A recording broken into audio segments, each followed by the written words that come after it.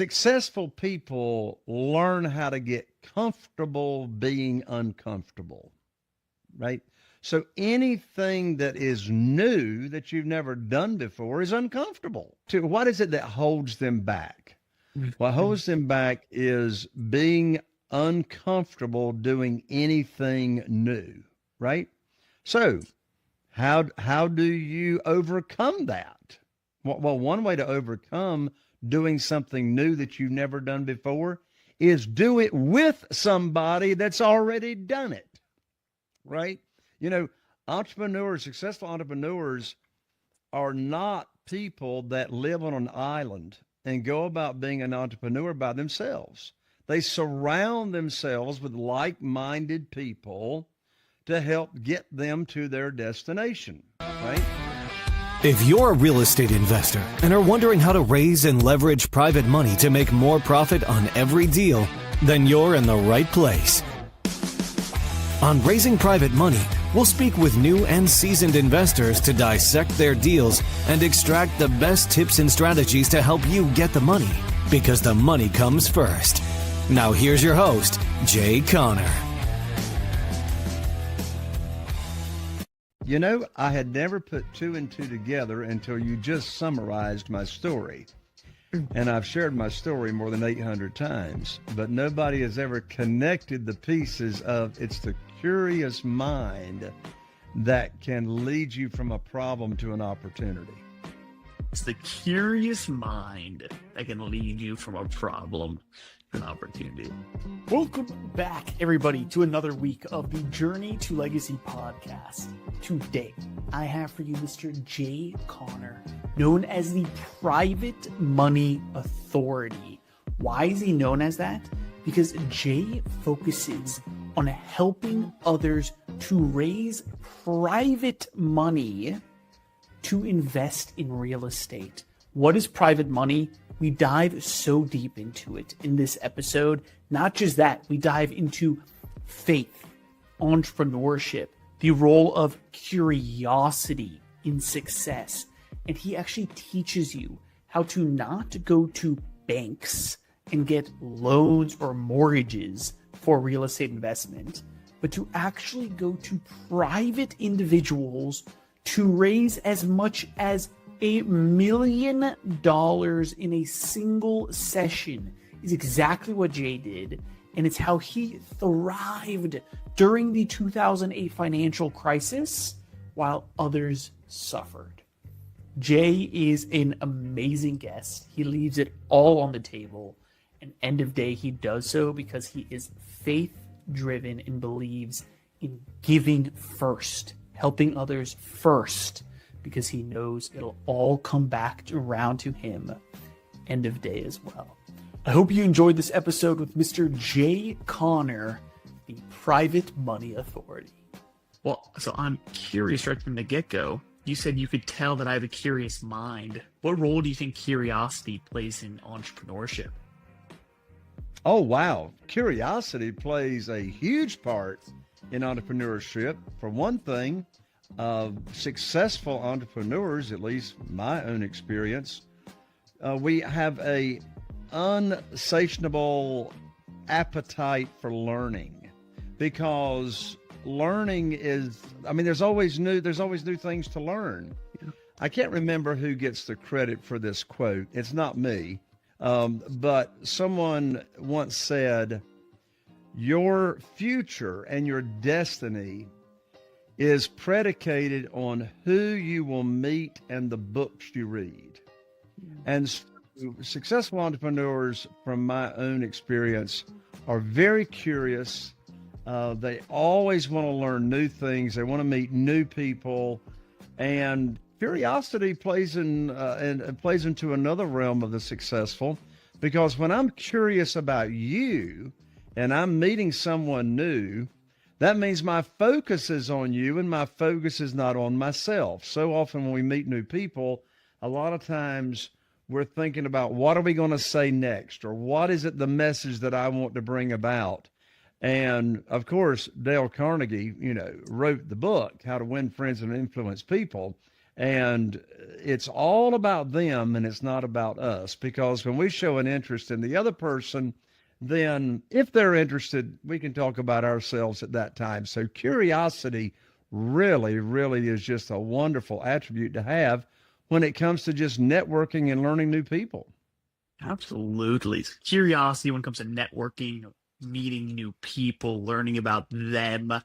I've never heard this quote before, which I'll of course butcher now, but that our future success is dependent on the people we meet and the books we read, right? And if we don't have a curious mind to seek out new books to gain information, or when we meet new people, to be curious about them, to learn about them, then we're sort of just a shut door. We're that classic teenager know-it-all, right? No, I know, Mom. I know. Right? Is that sort of the right message that I'm picking up? Absolutely. And when we're talking about curiosity, I like to call it childlike curiosity. I mean, what's the favorite question that a child asks over and over and over again? Why? Why? Why is one of the best questions you can ask someone?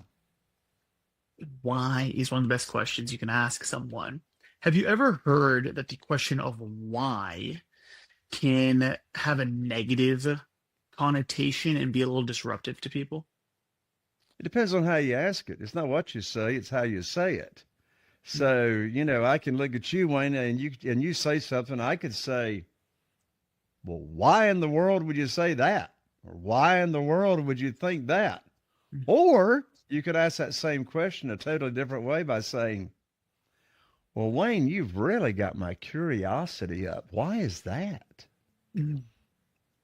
Well said. It's super situational and depends how you deliver a message, not just the words that you use. So, Jay, to rewind back a little bit, thanks again so much for being here today. Right? You're known as the private money authority. Why don't you just tell all of our listeners that aren't familiar with your work just a little bit more about yourself? Yeah, sure. Well, first of all, what in the world is private money? Well, I started investing in single-family houses here in eastern North Carolina, very small market, only 40,000 people. But we do 2 to 3 deals or transactions a month over all these years since 2003. And to answer the question, what is private money? Well, let me answer that question by telling what private money is not. So the traditional way to borrow money for real estate or to borrow money for anything is you either go to the local bank or you go to a mortgage company, or in this world of real estate, you might go to a hard money lender. And by the way, private money is not hard money for any real estate entrepreneurs out there listening. But the traditional way to borrow money is you go to the bank or the mortgage company and you're applying, you're asking, you're applying for a mortgage. And in this world of private money, it's the exact opposite. There are no applications. There is no approval process. You're already approved. Your credit score's got nothing to do with how much funding you get. Instead of asking for a mortgage, you are offering a mortgage. So when I started raising private money, what I did first of all was people ask me all the time, they say, Jay, how do I start raising private money to fund my real estate deals? And I said, well, the first thing you got to do is own the real estate between your ears. And what I mean by that is having the right mindset. So instead of chasing, begging, selling, persuading, or applying to borrow money, I'm offering the opportunity. So how do I go about doing that? Well, the first thing I do is put on my teacher hat. And my teacher hat says private money teacher. So I lead with a servant's heart. And I expose people in my own network. And of course, I'm all the time expanding my network and growing my network. So I expose people in my own connections what this world of private money is about.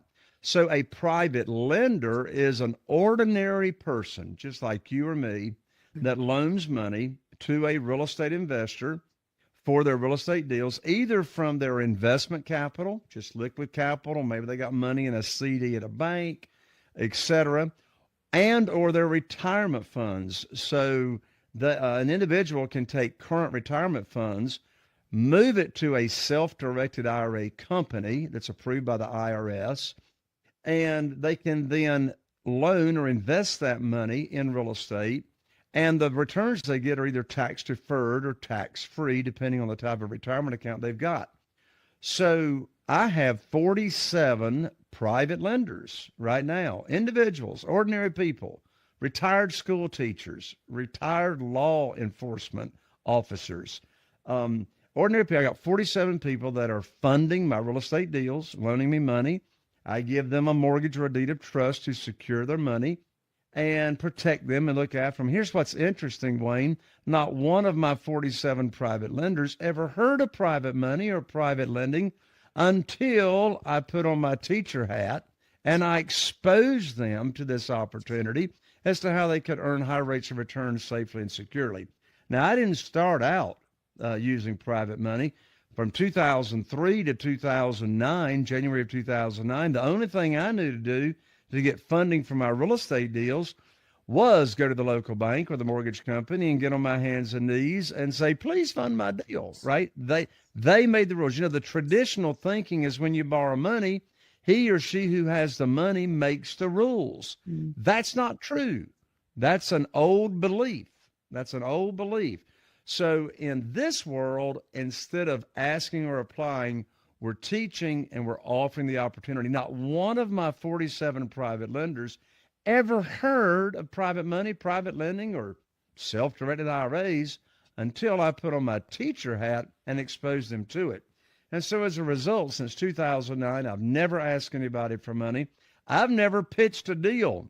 If time permits, while on the show here with you, I'll actually give you and your audience the exact script, the exact words that I use when I call up one of my private lenders for them to fund my real estate deals, and I never ask them for money.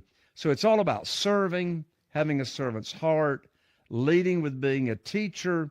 And, you know, you may have never heard this, Wayne. I don't know how involved you are in real estate, but, you know, a lot of gurus and teachers out there to real estate investors will say, oh, just get the deal under contract. The money will show up. That's the most stupid thing I ever heard in my life. Where's the money going to show up? Is it going to like rain out of clouds or something? So I teach and I practice. Get the money lined up first, which doesn't take long at all. You can get hundreds of thousands of dollars ready to fund your deals in less than a month. And then just think about how much more confident, how many more offers you're going to make on real estate when you got the money burning a hole in your pocket ready to go. Wow, I like it. Interesting. So, Jay, you started in, dare I say, traditional real estate, where you were going to banks to actually there pitch deals, right, to get classic traditional mortgages to fund these deals before you learned self about private money. Is that sort of where you got started? Correct. Nice. And now the trick to private money is being an educator first, right? So Yes. it's finding regular individuals that are going to fund pieces of deals as essentially as investments. So a different type of retirement investing is essentially what you're educating people about, and they are helping to fund your different real estate deals. Well, it could be retirement funds or not. I have some private lenders that are not using retirement funds. They're just using their investment capital that maybe they had in the stock market, and they got sick and tired of the volatility of the stock market. I have some individuals that are exclusively just using retirement funds, and maybe they had that in the stock market, and they were, sick and tired of the volatility. I've got other private lenders that are using investment capital and retirement funds. I've got other private lenders that are doing what I call arbitrage, or leveraging an asset. They may go to the local bank and get a HELOC, home equity line of credit, on their property, and they use that line of credit to loan money out to me on my deals. And so guess what? That's an infinite rate of return for them. You can't measure a rate of return when you're loaning the bank's money out and you're not loaning your money out. So that's leveraging an asset. Some of my private lenders have a whole life insurance policy, and they'll borrow against the whole life insurance policy. I'll pay them a much higher rate of return than the little interest that they pay the insurance company. And they're not even loaning out their own money. They're loaning out the insurance company's money and doing another arbitrage play. Wow. I like it. I like it. So it truly is a different way to invest your money, wherever the money is coming from, right? If you're using some of this arbitrage, right? Using other people's money, the bank's money actually, to then invest through you, or if it's retirement, or if it's just other investments. That is super interesting. You know, Jay, so I think a lot of people don't even think that real estate is an option for them, or flipping homes is an option for them, anything like that, let alone raising millions of dollars in private money, right? What sparked your journey into real estate that led you this direction? That's a great question. You know, the best laid plans never work out the way you think they will. So I was raised in the mobile home business. Now, you being from Virginia, you know what a mobile home is, or Absolutely. a trailer, or a wobbly box, as they used to call them. Unfortunately, those products are pretty much gone. Like there's less than 5% of that product manufactured today than prior to 2003. But I was raised in that industry. My father, Wallace Connor, who, by the way, is almost 92 years old, and he's in the middle of building 350 new houses in a development. When I grow up, I want to be like him. But at one time, he was the largest retailer. His company was the largest retailer of mobile homes in the nation. Connor Corporation, Connor Mobile Homes. And so anyway, the whole industry fell out of favor with Wall Street in the early 2000s. So the consumer financing for that product virtually went away, gone. And so if you don't have financing for the product, no product, hardly any products are going to be sold. So anyway, I knew if I ever got out of mobile homes, I wanted to get into single family houses. And so that opportunity came along in 2003. The mobile home industry went away. I knew I wanted to get into single family houses. There's sort of well, I'll tell you the short version. Why single family houses? How did I know I wanted to get into single family houses? I just didn't dream it one night. Well, I remember in 1993, 10 years before I started investing in single family houses, really good friends of mine and my wife, Carol Joy is my wife's name. Well, really good friends of ours live in New Bern, North Carolina. Their names are Craig and Kim. And Craig and Kim wanted to build their new house in 1993, and they didn't have the money to do it. Didn't have the money for a down payment, et cetera. So anyway, Kim's father lived down in Florida at the time, and he was a real estate investor. And he said, I'll tell you what, Craig and Kim, I'll come up to New Bern. We'll find a fixer-upper. I'll buy it. You do the sweat equity on the nights and weekends. We'll flip it. We'll sell it. You keep the profit. There's the seed money for your house. Well, in less than 90 days, they pocketed $30,000 in 1993. And I'm going, wait a minute. I'm busting my butt trying to make $3,000 on a single wide mobile home, and they just made $30,000 in 90 days on one house. I know what I want to do. And this was before HGTV and all that stuff was so sexy on TV. Anyway, so I knew that's what I wanted to do. Well, my first 6 years investing in single family houses from 2003 to January of 2009, the only thing I knew to do was the old traditional thinking that I talked about. Go to the local bank, go to the mortgage company, and apply. And so that's what I did. It worked out, Wayne, okay for the first 6 years. I mean, you know, I had to lift up my skirt and show my personal assets to the banker and financial statements and credit scores and all that kind of stuff traditionally, but it worked out okay until everything changed. Everything changed. January 2009, I called up my banker. His name was Steve. And Steve and I had done a lot of business. He had funded a lot of deals for me for 6 years. And I called him up. And, you know, it's hard to believe we actually still have landlines here in North Carolina, you know, with cords attached to handsets. But I called him up, and I had 2 houses under contract to purchase. And I thought I still had a line of credit at the bank. So I called up Steve to get these 2 houses funded. And like that, Wayne, I learned over the phone my line of credit had been closed with no notice to me. I said, Steve, what in the world are you talking about? You've closed my line of credit. I got an 800 credit score. I've made all my payments on time for 6 years, and you're shutting down my line of credit. What in the world's going on? Steve said, Jay, don't you know there's a global financial crisis going on right now? I said, no, but you just gave me a financial crisis. I don't have a way to fund my 2 deals. He said, sorry, Jay, we're not loaning money out. So I hung up the phone, and Wayne, I want to share with you a very powerful question that I asked myself. And in fact, this question, the answer to this question will help fix any problem anybody's got going on. I don't care if it's health, relationships, career, financial, it doesn't matter.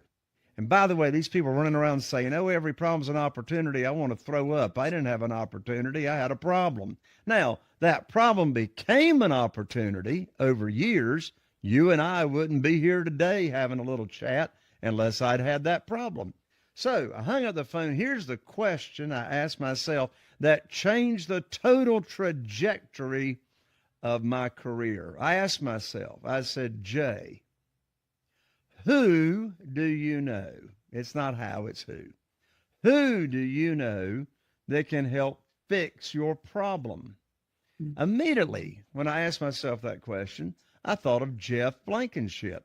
Now, Jeff's a dear friend. We're still close friends. We know each other from gospel singing events and a cappella singing events, and just saw him and his wife not long ago at one of those singing events. Anyway, I called up Jeff.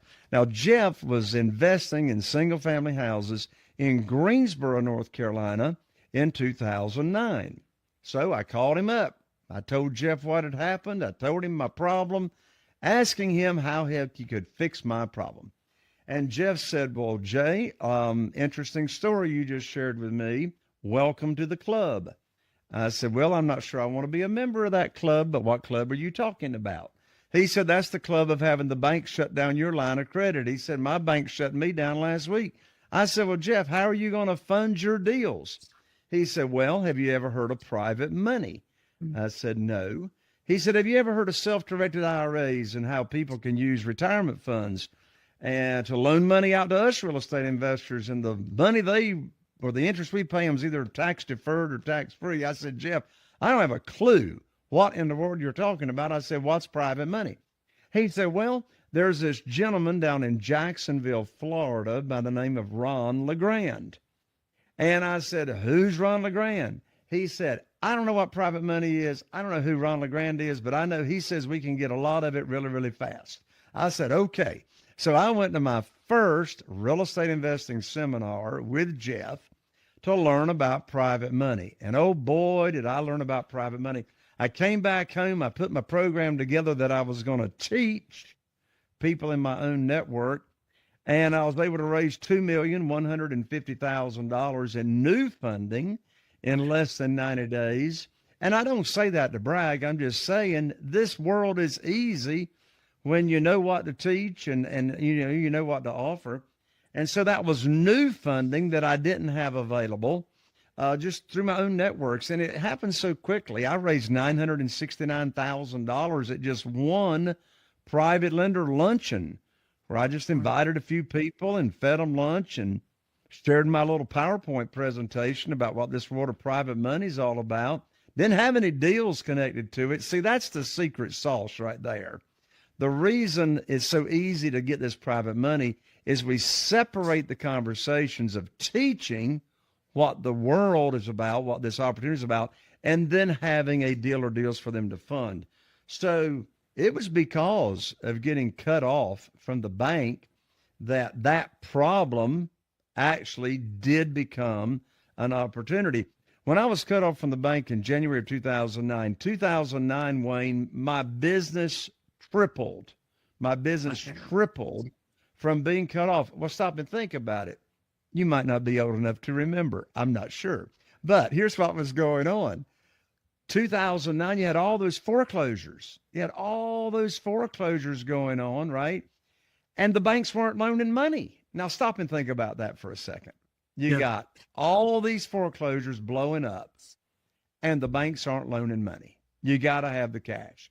Well, now I got the money, private money, not relying on the banks. And you got all these foreclosures that are on the courthouse steps and being listed with realtors. So because of this new funding, I was able to pick and choose the deals I wanted to do, and the business tripled. But let's unpack the big takeaway. Here's the big takeaway. The big takeaway is when you have a problem presented to you and it falls in your lap, and whether you had anything to do with it or you didn't have anything to do with it, what are you going to do? Well, my good friend Jack Canfield, co-author of Chicken Soup for the Soul series, I learned a very, very important formula from Jack Canfield. And this formula will put you in control of your destiny.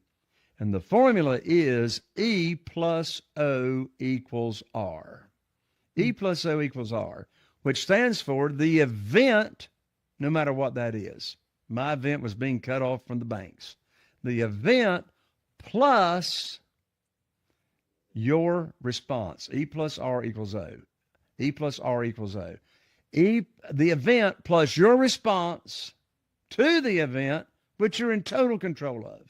You can respond to an event any way you want to.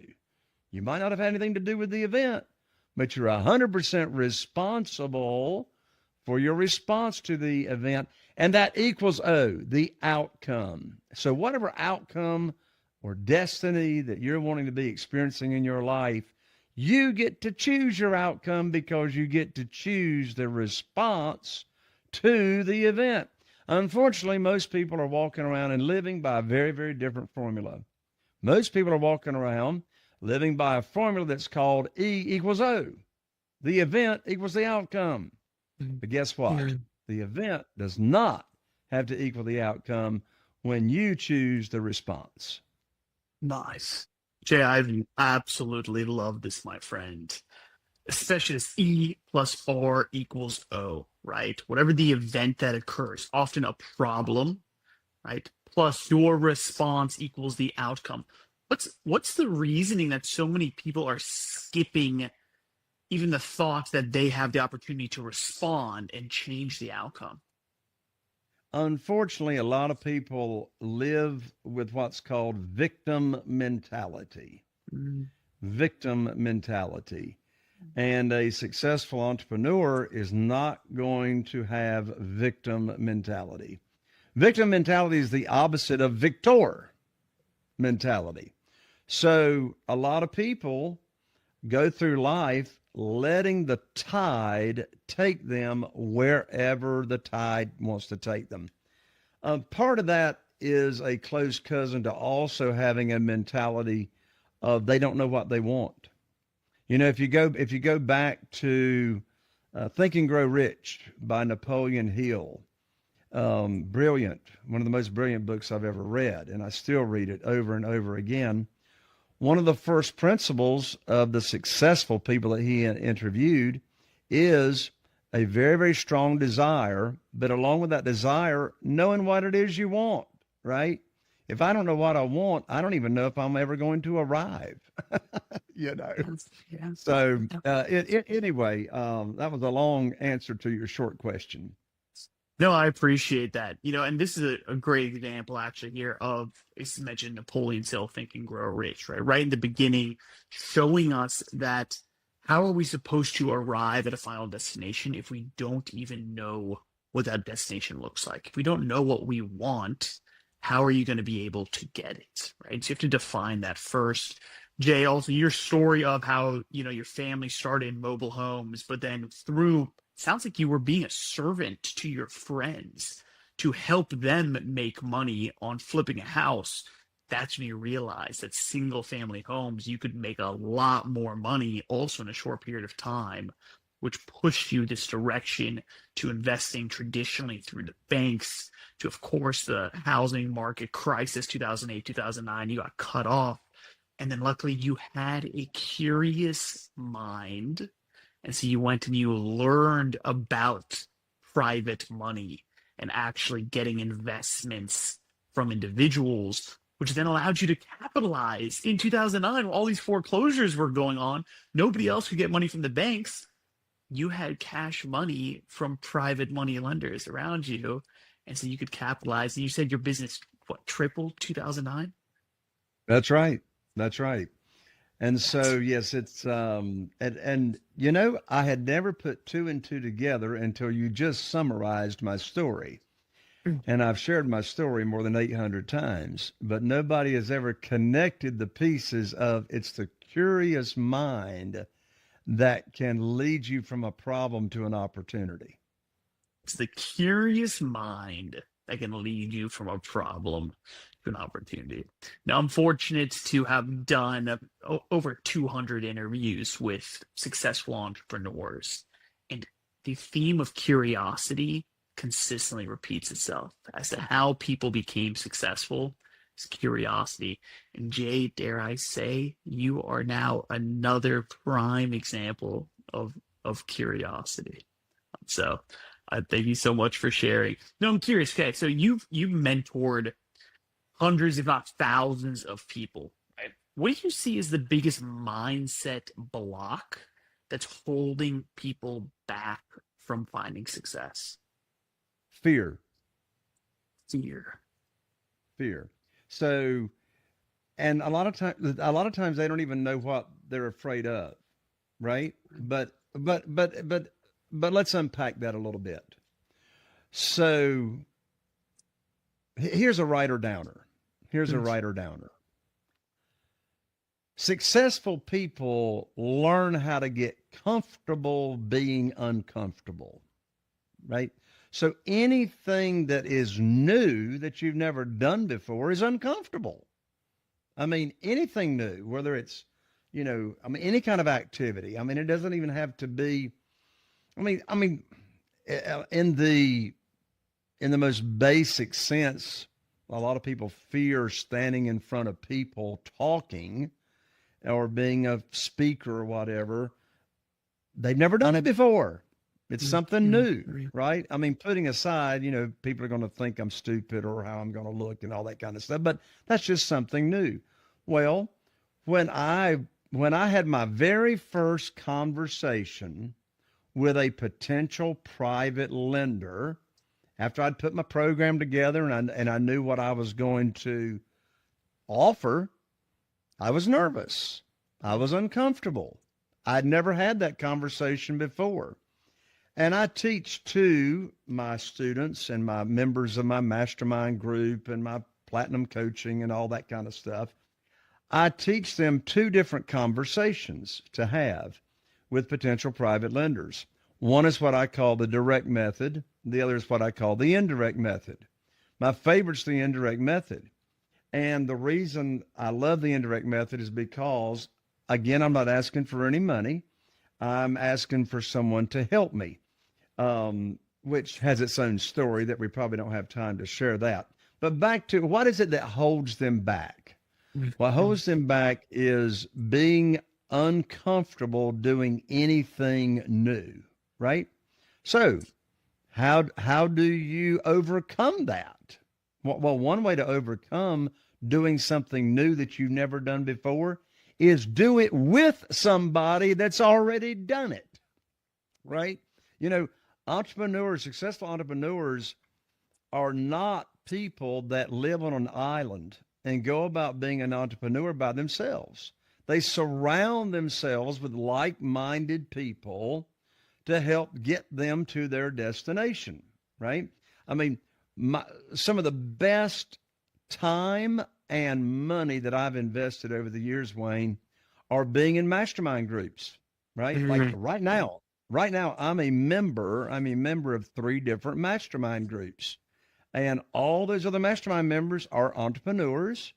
We're like-minded. Like one group I'm in are just coaches. They coach other people in all different spaces, right?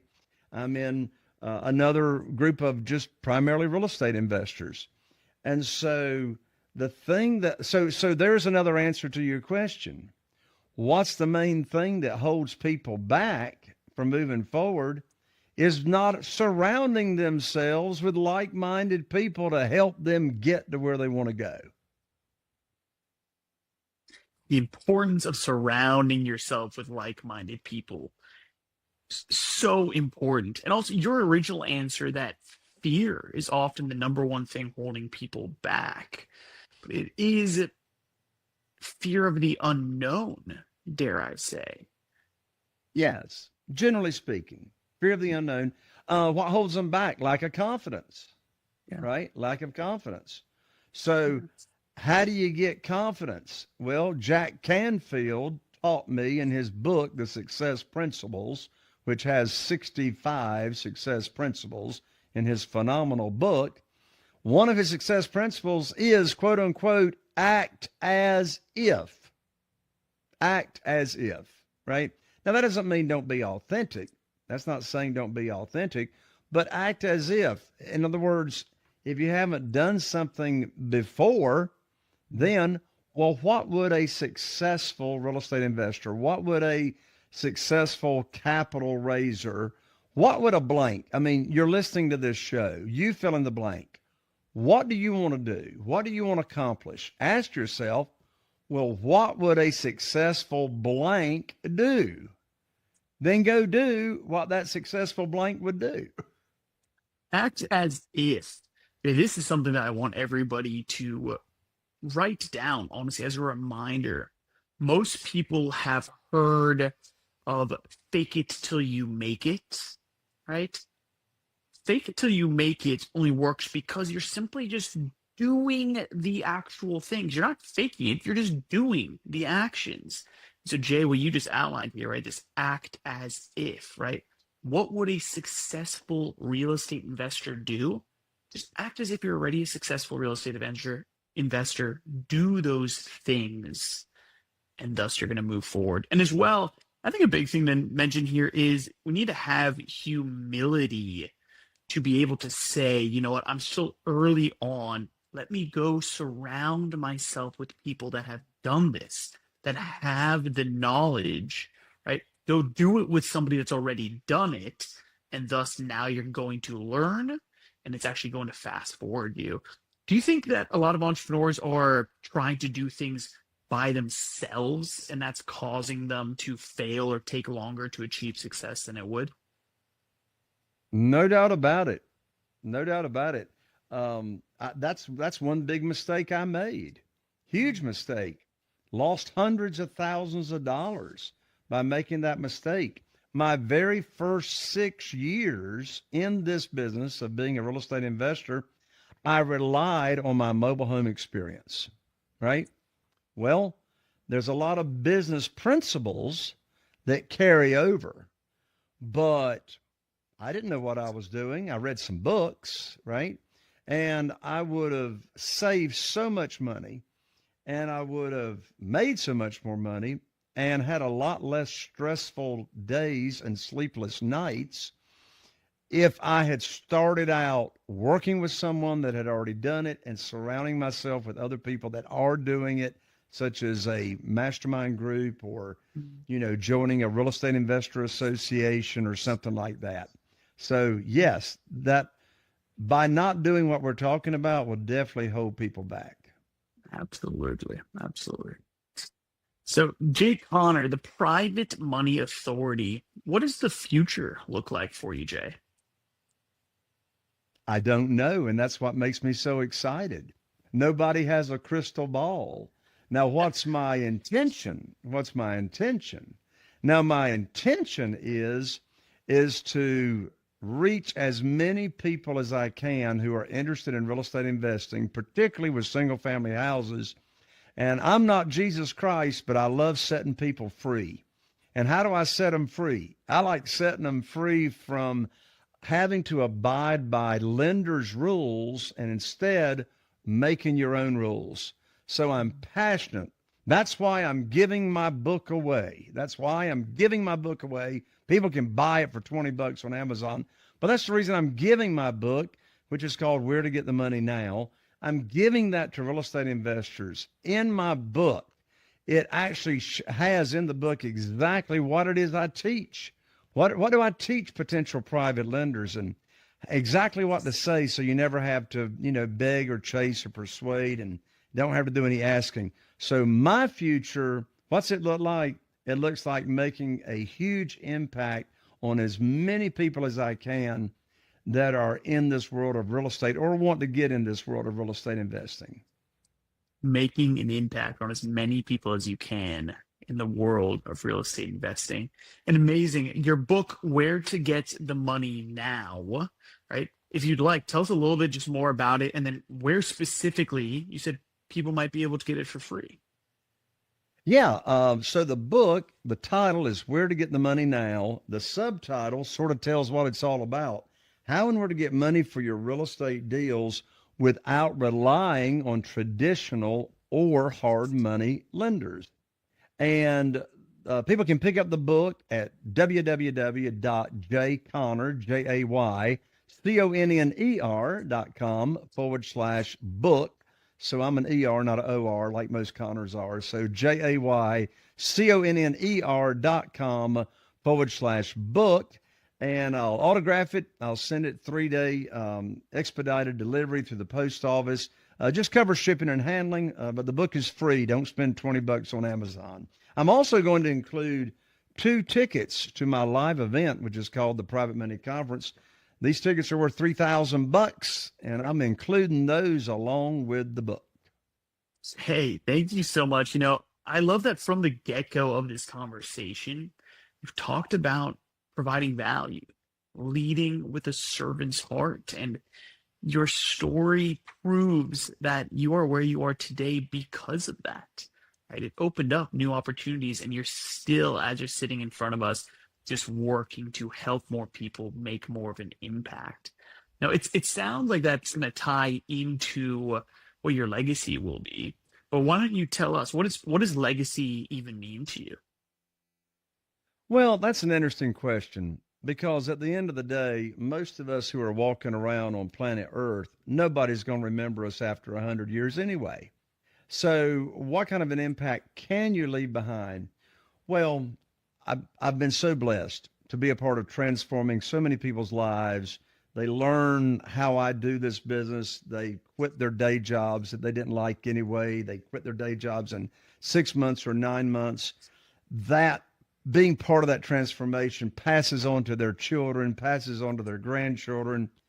But there's another part of me that we haven't even talked about, Wayne, so I'll make it quick as far as leaving a legacy.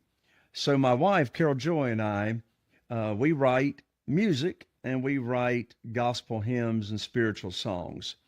And we've been blessed to have those songs sung around the world by over 50,000 people that we know of, maybe over 100,000 now.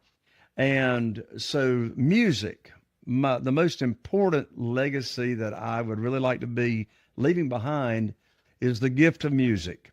And once music is in writing and it's been recorded, that legacy is going to live for a very, very long time. Amazing. Amazing. The legacy of music, actually creating the music and letting people experience it, enjoy it, and re-record it themselves, huh? Yeah, sing it in church, singing in singings. I mean, this past Sunday night, my wife, Carol George, she's from Texas, so we went out for the long weekend. And so Sunday night, there was about 30 of us that gathered in a home, and for 90 minutes, we sang nonstop. And so, yeah, music's a big part of our lives. That's amazing. Jay, I appreciate you sharing that. So you're clearly a man of faith. How do you think faith has influenced the way that you lead and coach and close real estate deals? Oh, yes. It's the faith that has programmed my thinking to being a servant. I love Zig Ziglar. He's passed away. But anyway, I love Zig Ziglar. His training tapes, now this will date me, his cassette tapes, really helped formulate the way I think, the way I go about business. And to paraphrase what he was known for, you help enough other people get what they want, you don't have to worry about yourself. The law of reciprocity kicks in. But yes, my faith and being such a part of church and having so many opportunities to serve other people, that's the foundation of having a servant's heart. That's where it all came from for you, huh? The foundation of having a servant's heart comes from your faith. Jay, thank you so much for being here. It sounds like we could do a whole nother interview specifically about your music and about faith and more about impact. But so far, I just want to thank you for your time, for sharing everything that you did. Wayne, thank you so much for having me on. You have been a blessing to me today. I appreciate it, sir. Thank you so much, Jay. Truly, I appreciate it. What an interesting story. And it honestly is all because you're working to serve and help other people. And what a beautiful and amazing thing it is. Yeah, that's how we go about everything we do, like not just with private money, but like on selling our homes. Since 2003, I've sold a lot of homes to families that couldn't go to the bank and get a mortgage for whatever reason. So I sell them their homes on lease purchase or rent to own, and I force them into credit repair and get their credit built up to where they can actually get a mortgage and get that, home in their name. And, it's with private lenders the same way, offering to teach, expose people to this world. And yeah, the same thing with my, members of my communities that I've developed. It's all about serving them. And, so yeah, and no doubt you have the same spirit. I appreciate that. I work to have the same spirit, to serve others first. I'm super proud to be very faith driven as well. And, if we have that underlying basis of love one another, serve others first, then, it all comes back around to us, huh? Absolutely.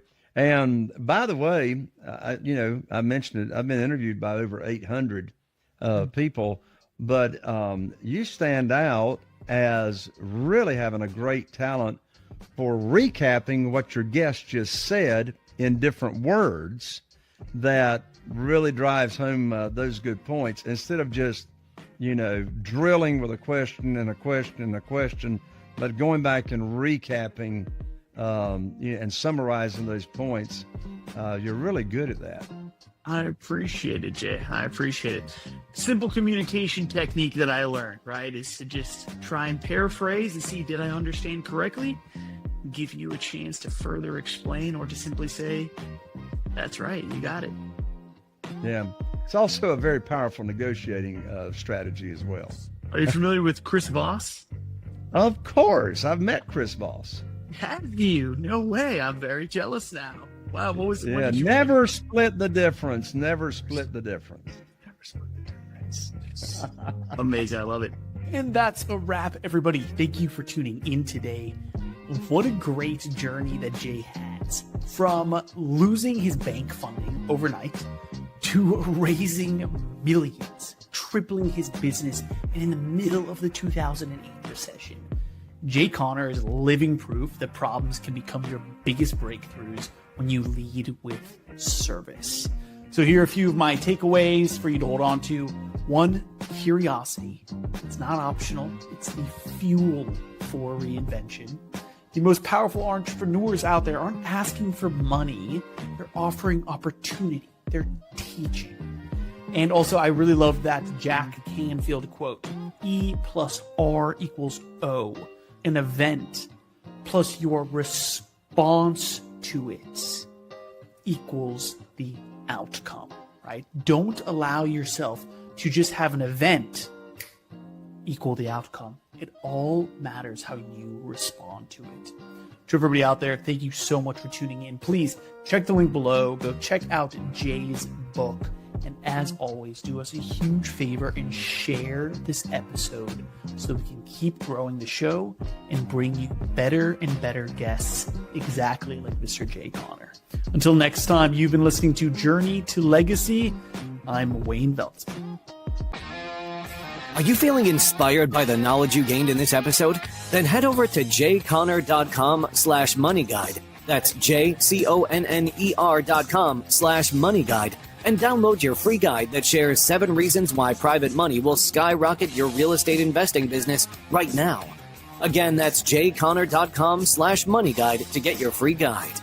We'll see you next time on Raising Private Money with Jay Conner.